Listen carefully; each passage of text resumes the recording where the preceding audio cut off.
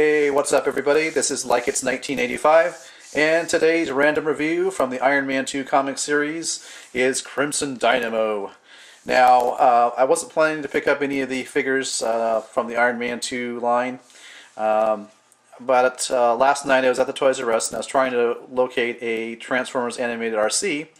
I had no luck with that, so I happened to be walking past the Iron Man 2 figures and came across Crimson Dynamo and decided to pick them up. Now, typically I don't collect these small of scale figures. I'm more into the the Marvel Legends Toy Biz size action figures, or if you're familiar with Sigma 6 type of action figures. But certain cases, I will pick up a smaller figure, such as Crimson Dynamo. Here's just give you a brief look at the packaging here. There's been several reviews of this already, so it's not going to be a really surprise. Here's the bio. You can certainly pause the video if you desire to read it, but it's nothing fantastic. And some pictures of the other figures in the line. Now, this is the comic series, which I was not really familiar with the difference between the comic and the movie series. I thought that all the figures were the same, but apparently the comic series has to do with figures based on characters in the actual comics as opposed to figures based on the Iron Man 2 movie. So it's a nice concept. So I'll go ahead and open this package up, take a look at the figure, and when I come back I'll go ahead and review Crimson Dynamo. Okay, so I've opened up the package and here are the accessories you get. Starting off with the Snap-on Energy Blast. This is a piece that represents the blast that comes out of the visor of the Crimson Dynamo in the comic. And then you get this very bland looking stand, but a stand nonetheless. It's got a peg for one of the feet for the figure, and a place to hold the tech specs or the schematics. And here are the schematic cards. The first one you get here, as you can see, has the Iron Man logo. And on the side here it has the web address ironmancard.com, and I actually did go out there and tried to go to that website, but all it did was redirect me to marvel.com because I wanted to find out what the rest of the card entails. But if you take all three of the schematic cards, as you can see, they will form the full schematic of the Crimson Dynamo. And apparently what you're supposed to be able to do is take other schematics from other figures and mix and match and create your own kind of unique figure. But as you can see, there's these numbers and letters on the side here. And what I was thinking was that they would allow you to go to ironmancard.com, enter the code, and maybe you get special wallpaper or special footage from the making of Iron Man 2, or something kind of cool like that. But all it did was redirect me to marvel.com, like I said.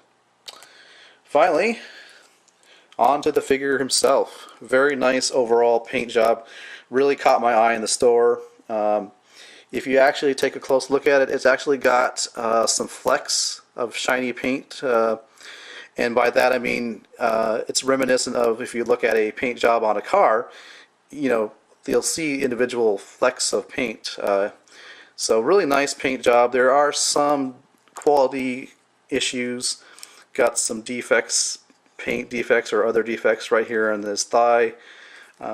Same thing on his arm here, and right here on his shoulder, although that could possibly be just glue or something from the packaging.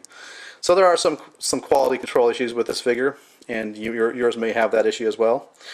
But moving on to articulation, 360 in the head rotation.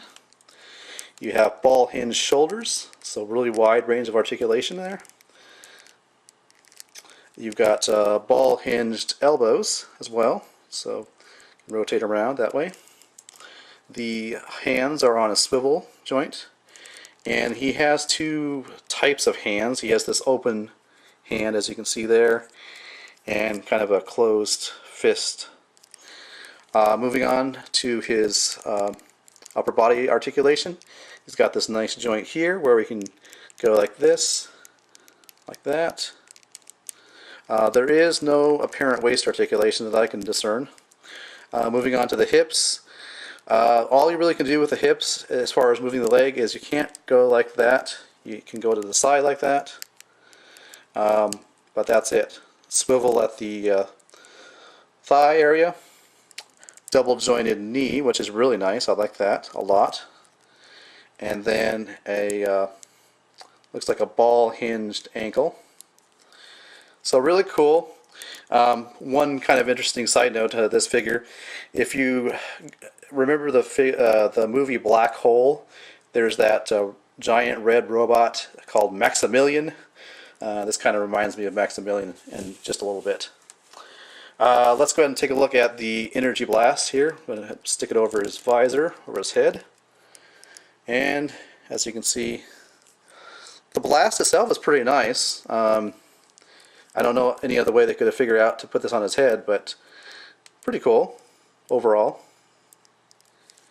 And finally, to end this review, I'll just go ahead and compare him in size, both in height and width, I guess you can call it, to some other 3 3/4 action figures. So as you can see, the Crimson Dynamo does stand taller than his Star Wars Clone Wars counterparts. And I really like that, the fact that he is a larger figure in his scale.